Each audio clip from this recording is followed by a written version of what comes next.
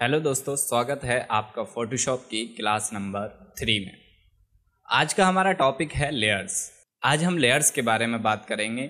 Layers को जानेंगे किस तरीके से वर्क करती हैं और क्या क्या नए नए ऑप्शंस होते हैं या फिर कौन सी चीज़ किस तरह से काम करती है। आज हम पूरी क्लास में लेयर्स को स्टडी करेंगे अच्छे से, पूरी डिटेल्स के साथ। हमारी क्लास चल रही है फोटोशॉप की। अगर आपने क्लास नंबर 1 और 2 नहीं देखी है तो आई बटन पर क्लिक करिए और जाकर देखिए, ताकि आपको बहुत अच्छे से और बेटर तरीके से समझ में आए। तो चलिए शुरू करते हैं, चलते हैं कंप्यूटर की स्क्रीन की तरफ।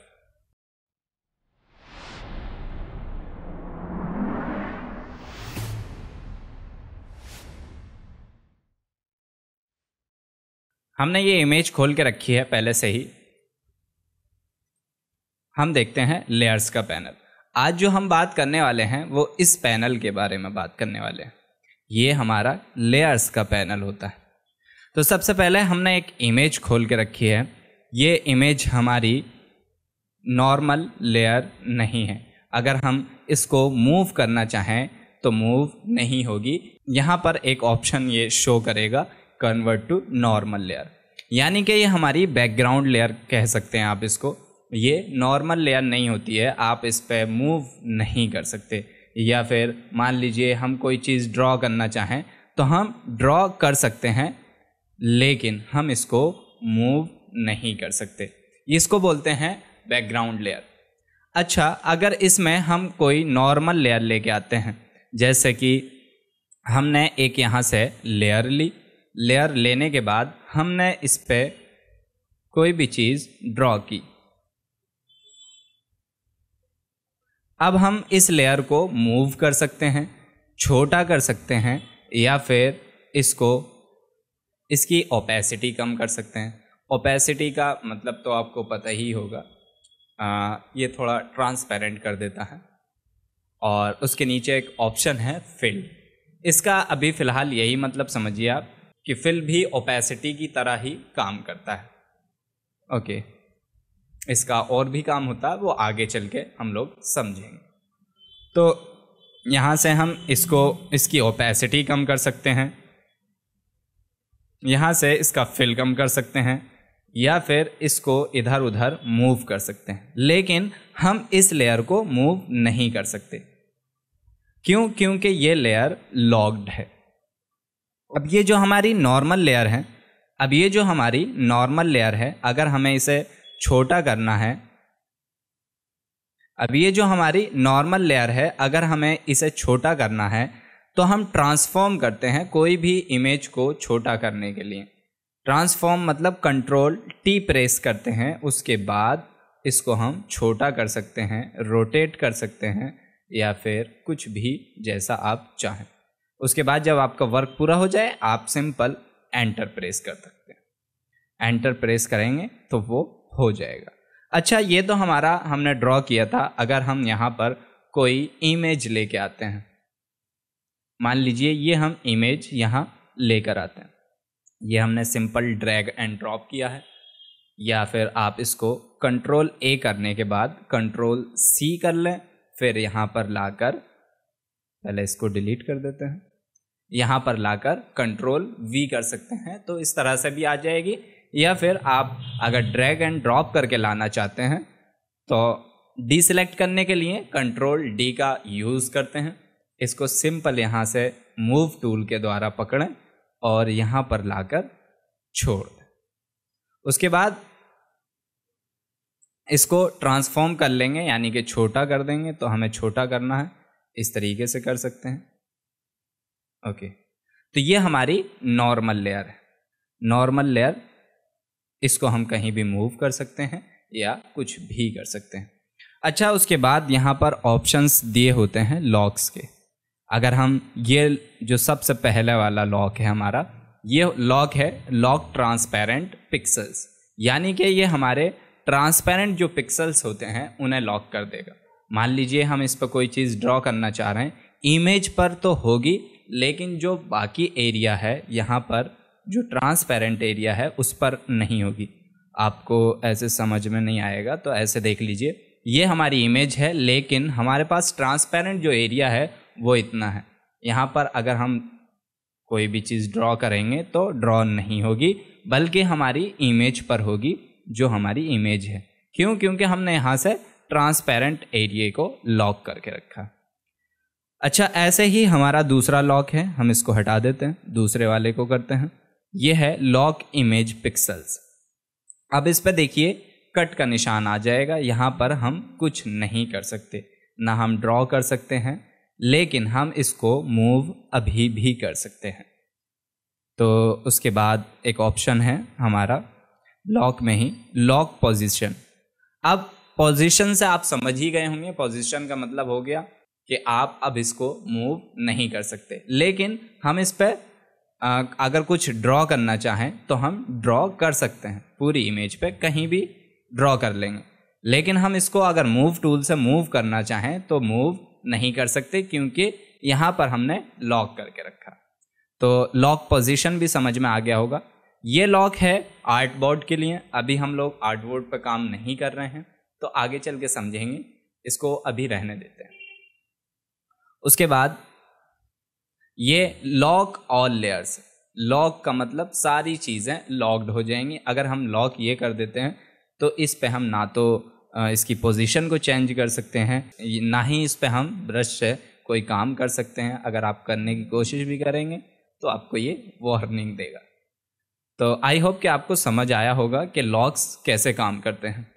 तो चलिए, अगर मान लीजिए नीचे वाली लेयर को हम करते हैं, उसके बाद हमें इस लेयर को छोटा करना है, तो हम किसी भी तरह से इस लेयर को छोटा कर सकते हैं। अगर आप इस तरह से इसकी शक्ल को बिगाड़ते हैं तो इसका जो पिक्सल्स होते हैं, यानी कि इमेज, जो आपकी इमेज ओरिजिनल है वो नहीं रहेगी। कहने का मतलब है, अगर आप इसको इस तरह से करते हैं तो ये आपकी ज़्यादा खींच जाएगी। अगर आप इसको ज़्यादा प्रेस करते हैं तो ये आपका ज़्यादा स्ट्रेच हो। तो इसका आप नक्शा ना बिगाड़ें तभी सही है।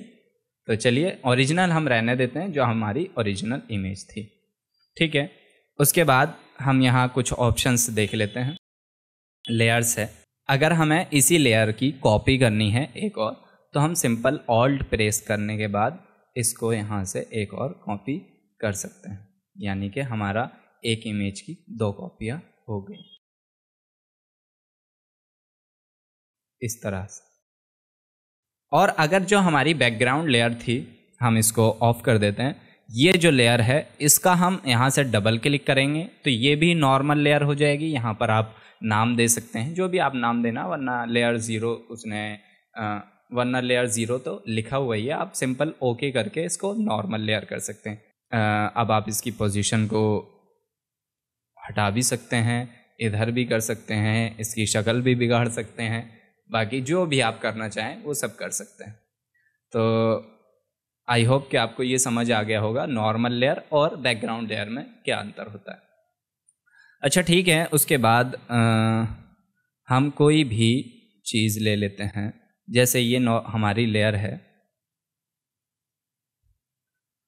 तो उसके बाद सेक्शन आ जाता है। आपको समझ आ गया होगा कि ओपेसिटी क्या है और फिल क्या है, वो दोनों एक ही तरह से काम करते हैं अभी फ़िलहाल के लिए। बाकी आगे चल के हम फिल का मतलब बदल देंगे, यानी कि कुछ और भी काम होता है फिल के द्वारा। तो अब हम सेक्शन पे आ जाते हैं, ब्लेंडिंग मोड पे। ब्लेंडिंग मोड का मतलब क्या होता है, कलर एक दूसरे में ब्लेंड हो जाते हैं। जो 2 इमेजेस होती हैं उनके जो कलर होते हैं वो एक दूसरे से कितना ब्लेंड हो सकते हैं, वो ब्लेंडिंग मोड के द्वारा होते हैं। ठीक है, तो अगर मान लीजिए हमारे पास ये इमेज है और यहाँ अगर हम इस पर क्लिक करते हैं, उसके बाद हम डिज़ोल्व करते हैं, तो इसमें अभी मेरे ख़्याल से कोई भी फ़र्क नहीं आया। लेकिन अगर हम इसकी ओपेसिटी कम करेंगे तो यहाँ देखिए आपको फ़र्क पता चलने लगेगा। अगर हम इसकी ओपेसिटी कम करेंगे तो यहाँ आपको फ़र्क पता चलने लगेगा। ठीक है, उसके बाद यहाँ नॉर्मल का ऑप्शन, जो नॉर्मल है। उसके बाद यहाँ पर डार्कन का ऑप्शन आता है। उसके बाद मल्टीप्लाई, कलर बर्न और उसके बाद डार्कर कलर है। तो ये जो सेक्शन है आपका, ये पूरा डार्क कलर के लिए होता है, यानी कि जो आपके डार्क कलर हैं यानी कि जो आपके डार्क कलर हैं उनको लाइट कर देगा। ये सेक्शन आपको समझ में आ ही गया होगा, लाइट के लिए होता है और ये ओवरले के लिए होता है। ये आपको धीरे धीरे काम करते करते समझ में आ जाएगा कि कौन सा सेक्शन किस तरह से वर्क कर रहा है। अभी फ़िलहाल के लिए आपको उतना समझ में शायद ना आए, लेकिन इस तरह से समझ लीजिए कि ये सारे ब्लेंडिंग मोड ऑप्शंस हैं जो अलग अलग कलर्स के लिए अलग अलग काम करते हैं। डार्कन के लिए जैसे डार्कन है, मल्टीप्लाई है, इस पे आप प्रैक्टिस करिएगा तो आपको समझ में आ जाएगा। हर इमेज के लिए हर कलर अलग होता है और उसका हर रिजल्ट भी अलग होता है। तो अगर मैं आपको सिंपल कोई चीज़ समझाना चाहूँ तो इस लेयर को हम नॉर्मल लेयर कर देते हैं और इसको ऑफ कर देते हैं और यहाँ पर कोई भी हम एक ब्लैक एंड वाइट इमेज लेके आते हैं। कोई भी ब्लैक एंड वाइट लोगो,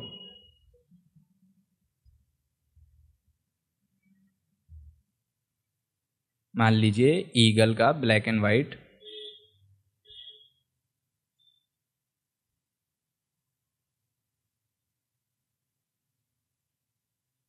ये हम एक ब्लैक एंड वाइट इमेज लेके आए हैं। इससे आपको और बेटर समझ में आ जाएगा कि ब्लेंडिंग ऑप्शंस किस तरह से, ब्लेंडिंग मोड किस तरह से काम करते हैं। तो यहाँ पर हम लेयर्स पे जाएंगे। अगर हम डार्कन पे क्लिक करते हैं तो जो हमारा वाइट वाला एरिया है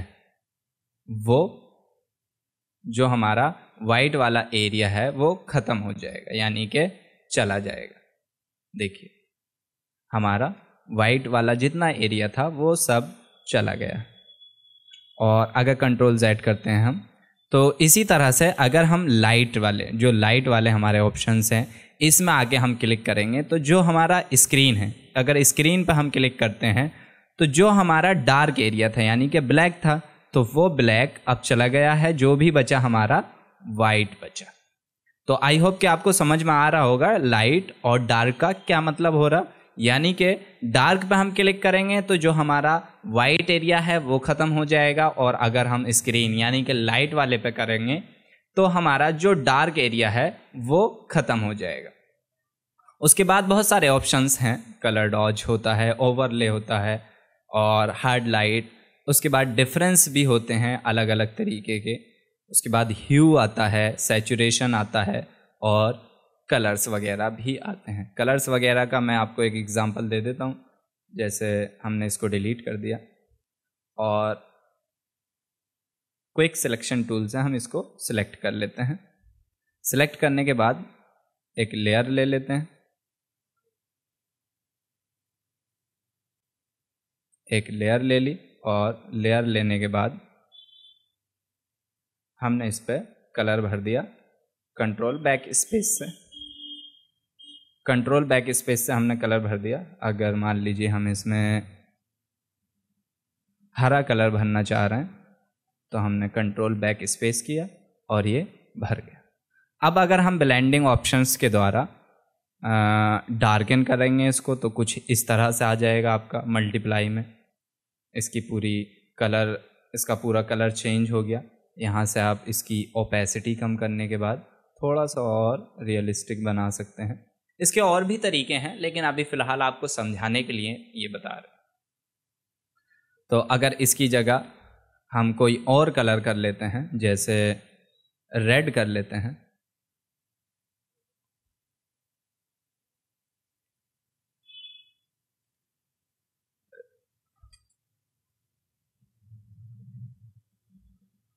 जैसे इसकी जगह हम रेड कलर कर लेते हैं और फिर इसके ऑप्शंस चेंज करते हैं तो देखिए इस तरह से ये कलर आ जाएगा आपका। इसकी ओपेसिटी कम करेंगे तो ये इस तरह से दिखा। तो आई होप कि आपको ये समझ में आ गया